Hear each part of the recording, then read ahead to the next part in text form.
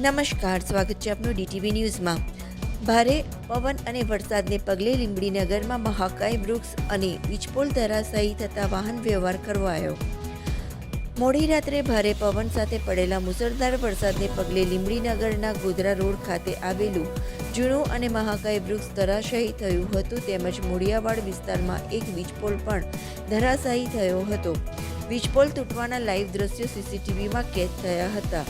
સદનસીબે મોડી રાત્રે ઘટના બની હતી, જેને પગલે કોઈ જાનહાનિ કે ઈજા થઈ હતી નહીં। બનાવને પગલે ગોધરા રોડ તરફનો વાહન વ્યવહારને અસર પડી હતી। વૃક્ષ હટાવવાનો તેમજ નવો વીજપોલ નાખવાની કામગીરી હાથ ધરવામાં આવી હતી।